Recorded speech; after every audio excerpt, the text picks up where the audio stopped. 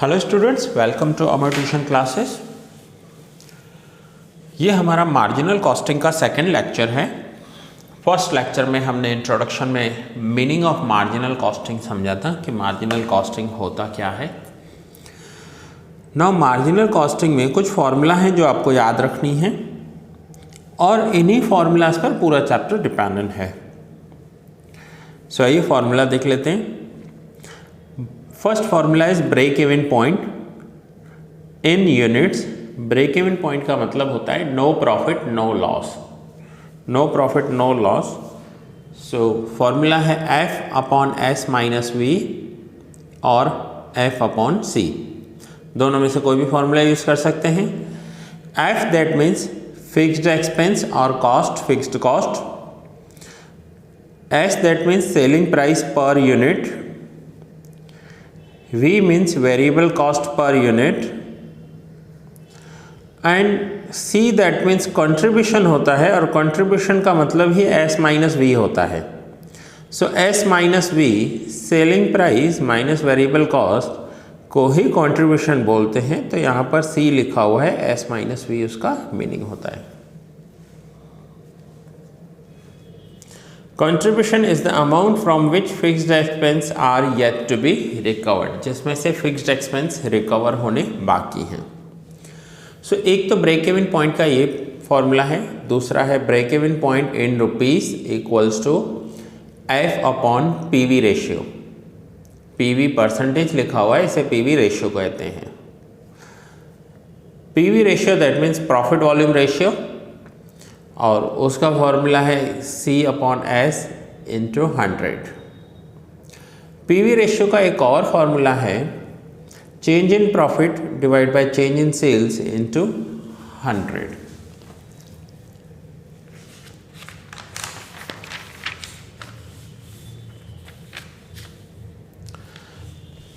दूसरा एक फॉर्मूला है sales equals to F plus profit minus loss divide by S minus V भी लिख सकते हैं, C भी लिख सकते हैं, पीवी रेशियो भी लिख सकते हैं। तीनों का मीनिंग एक ही होगा।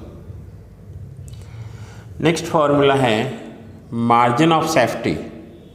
Margin of safety is equals to actual sales minus BEP sales. Profit is equals to margin of safety into PV ratio.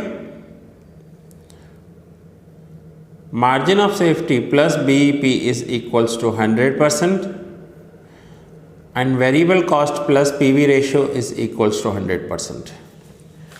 इतने पॉइंट्स अगर आपने याद कर लिए तो ये चैप्टर आपका पूरा हो गया, क्योंकि पूरा चैप्टर जो है वो फॉर्मूला बेस्ड है, फॉर्मूलाज पर ही चलने वाला है।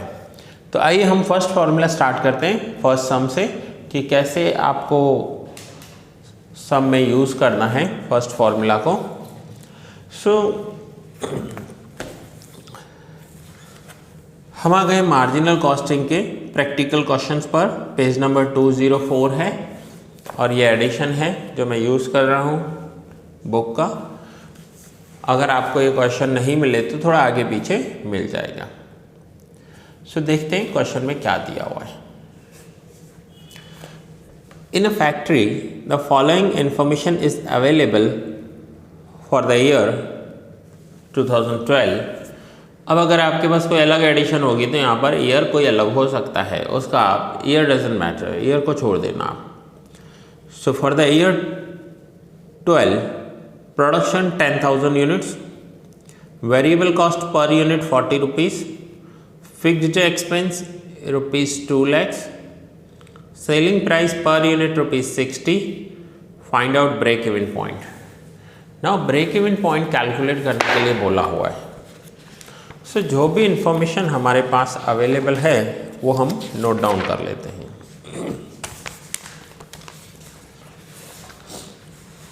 तो देखिए कैसे यूज होगा इस फॉर्मूला का। First is fixed cost, fixed expenses जिसे F कहते हैं। F 2 lakhs rupees. Selling price per unit that means S 60 rupees. V, that means variable cost per unit 40 rupees.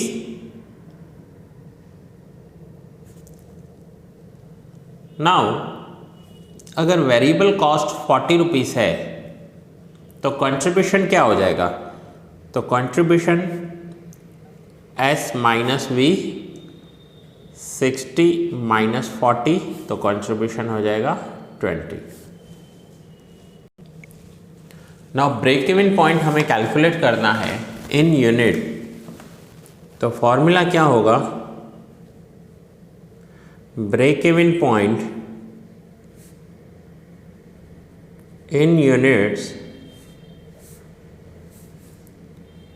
F divide by S minus V. Break even point is equals to F upon S minus V.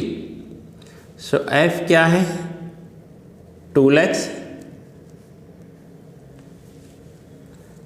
F that means fixed cost. Fixed cost 2 lakhs. Selling price 60 rupees minus V variable cost per unit 40. ये जो fixed cost होता है वो total fixed cost होता है, ध्यान रखना. F that means total fixed cost. और जो S और V होते हैं selling price and variable cost, वो पर यूनिट ही लेने होते हैं हमें. सो 2 lakhs divide by 20. So 2 lakhs divide by 20 करेंगे तो आंसर आएगा 10,000 यूनिट्स. 10,000 यूनिट्स. इसका मतलब है कि अगर हम 10,000 यूनिट्स बना रहे हैं तो हमारा ब्रेक इवन पॉइंट हो जाएगा. Means no profit no loss होगा. अब ये break even point in units हैं. अगर हमसे पूछे कि break even point in rupees कितना होगा, break even point in rupees, so 10,000 units तक हमारा ब्रेक इवन पॉइंट है. So 10,000 units into per unit हम कितने में सेल कर रहे हैं? तो 60 रुपीज़ में. सो 10,000 यूनिट्स इंटू 60, तो आंसर हो जाएगा 6 lakhs रुपीज़. तो आंसर हो जाएगा 6 lakh रुपीज़. सो 6 lakh रुपीज़ तक अगर सेल हो रही है तो हमारे बिजनेस में ब्रेक इवन पॉइंट रहने वाला है. Break even point that means no profit no loss. ना ही हमें प्रॉफिट होगा और ना ही हमें लॉस होगा. So this is break even point. Now second number sum देखते हैं. ये सम नोट डाउन कर लो या इसका स्क्रीनशॉट आप ले सकते हो. नाउ आइए सेकंड नंबर सम देखते हैं.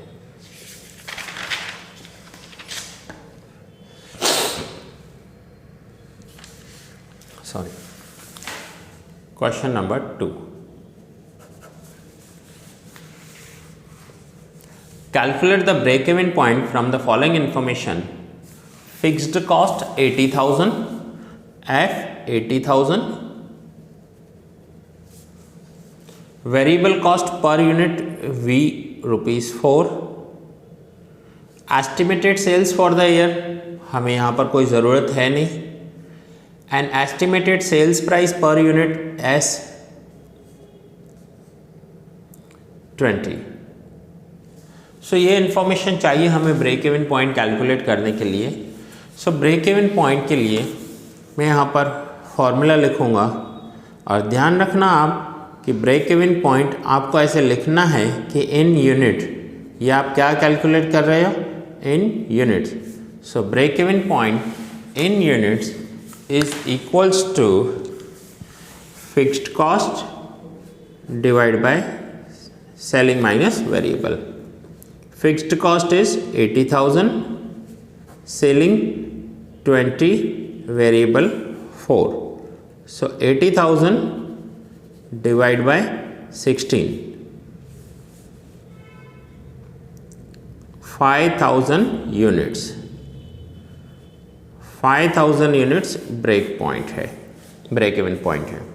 और अगर यही मुझे break even point in rupee calculate करनी होगी, break even point in rupees so 5000 units अगर मैं सेल कर रहा हूँ, नो प्रॉफिट नो लॉस आ रहा है, so 5000 units and per unit selling price is ₹20, so 5000 into 20, answer हो गया 1 लाख रुपीज़। 1 लाख रुपीज़ तक हमें नो प्रॉफिट नो लॉस रहने वाला है। अब मैंने आपको फॉर्मूला यूज़ करवाई, break even point is equals to F divide by S minus V। ना हो सकता है कि कुछ टीचर्स या प्रोफेसर्स आपको ऐसा करवाएं, सेम क्वेश्चन में कर रहा हूँ, F fixed cost 80,000, variable cost 4 rupees, selling price 20 rupees. अब वो आपको पहले कहेंगे कंट्रीब्यूशन कैलकुलेट करो। Contribution that means C is equals to S minus V, that means 20 minus 4, तो आंसर आ जाएगा 16। अब इतना करने के बाद वो आपको बोलेंगे कि break even point in units, break even point in units calculate करने के लिए F divide by S minus V, that means C होना चाहिए, F अपॉन C। तो देखिए हो तो वो ही रहा है। मैं यहाँ पर फिक्स्ड कॉस्ट लिखूँगा 80,000 divide by C that means contribution is 16। देखिए मैं S माइनस V ही तो यूज़ कर रहा हूँ यहाँ पर भी। सो अगर 80,000 डिवाइड बाय 16 करेंगे तो आंसर तो वही आने वाला है 5,000 यूनिट्स। सो इसमें कोई ज़्यादा डिफरेंस नहीं है। Break even point in units 5,000 आ जाएगा and same break even point in rupees करेंगे, so break even point in rupees, so वो हो जाएगा 5,000 यूनिट्स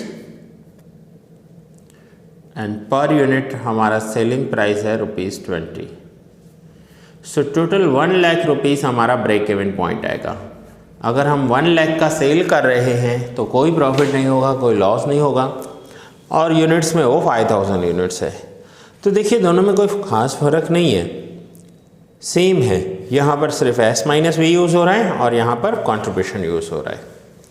सो स्टूडेंट्स, ये हमारा सेकंड लेक्चर था जिसमें हमने फार्मूलाज देखी एंड सम्स देखे। तो ये सम नंबर 2 है, आप इसका भी स्क्रीनशॉट ले लीजिए, नोट डाउन कर दीजिए। एक बार मैं आपको फार्मूलाज फिर से दे रहा हूँ ताकि आप वो भी नोट डाउन कर पाओ। उसका भी स्क्रीनशॉट मैंने पिन पेज पर लिखा है, आप इसका भी स्क्रीनशॉट ले सकते हैं। ठीक है, तो ये है फर्स्ट फार्मूला का पेज और ये second. So that's it students, ये लेक्चर मैं यहाँ ही पूरा कर रहा हूँ। नेक्स्ट लेक्चर में हम कंटिन्यू करेंगे क्वेश्चन नंबर 3 के साथ।